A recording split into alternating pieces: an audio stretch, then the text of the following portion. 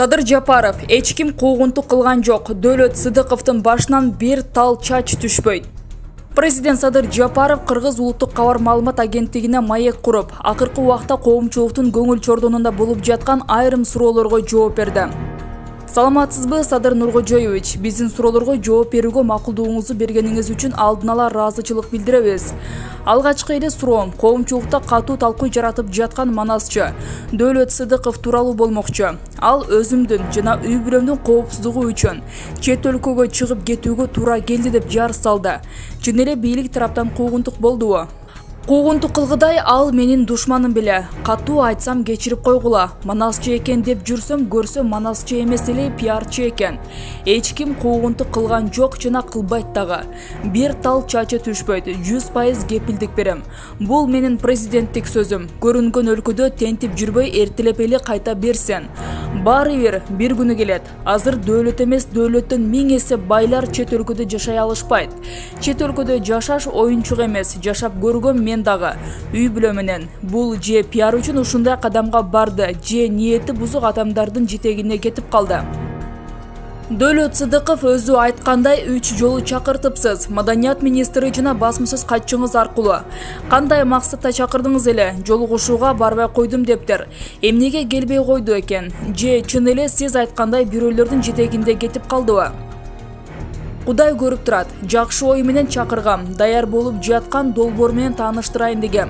Манас айылын, Манас айылы деген атка татыктуу кылып оңдоп коелу деп жасап жаткан иштерди көрсөтүп коеюн.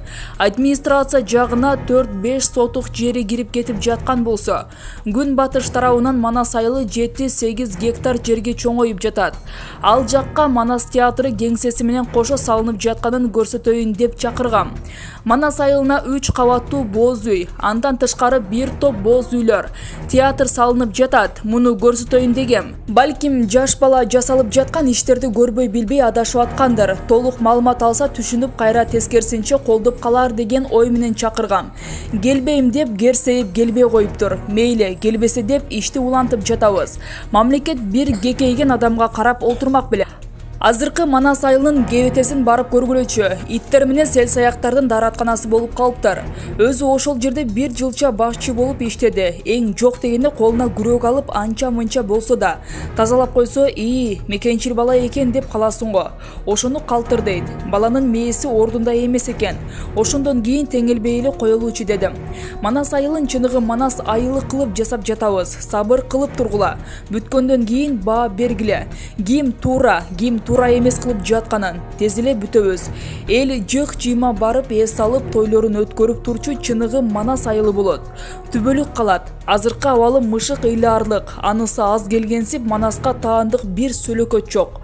Манас айылы деп айткандан уяласың. Манасчы эмес эле пиарчы экен дедиңиз. Эмне себептен айтып жатасыз?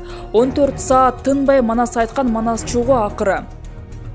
Уккам, 14 саат Манас айтканын, сөздөрүнө маани берип аягына чейин уксаңар. Бир сөзү 1000 кайталанат, антип Манас айтпайт да. Бир сөзү 1000 кайталап Манас айтсаң 14 саат эмес, 14 сутка деле айтсаң болот. Саякбай Каралаев атабыздын Манас айтканын уккула.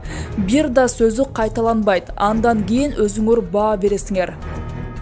Кийинки суроом Белес автобусун алабыз. Атамекендик өндүрүшчүлөрүбүздү колдошубуз керек дедиңер эле. Өзүңүз барып автобусту айдап дагы көргөнсүз. Азыр эми мэрия кымбат экен, албайбыз. Анын үстүнө сертификаты дагы жок деп жарыя кылды. Бул жагы кандай болуп калат? Ооба, биз атамекендик өндүрүшчүлөрүбүздү колдойбуз деген эч ким жок. Бул автобус биринчи жолу чыгып жатат. Андан тышкары бир гана автобус чыкты. Мэрияга болсо 2000 автобус керек. Ошондуктан азырынча 10 автобус, 10 троллейбус заказ берип, аны бир жыл сынактан өткөрөлү деп чечтик. Сынактан өтөрү менен массалык түрдө буйрутма беребиз. 2000 автобуска оңой эмес акча каражаты кетет. Ал акча бюджеттин акчасы. Анын баарын буйрутма берип алып сынактан өтпөй калса ким жооп берет?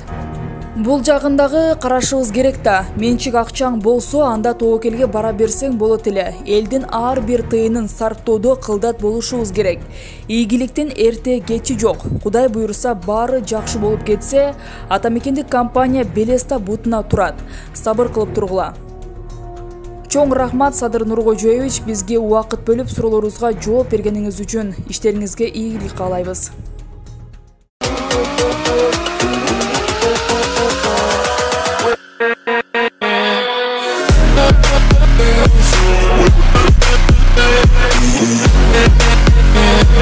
We'll be right back.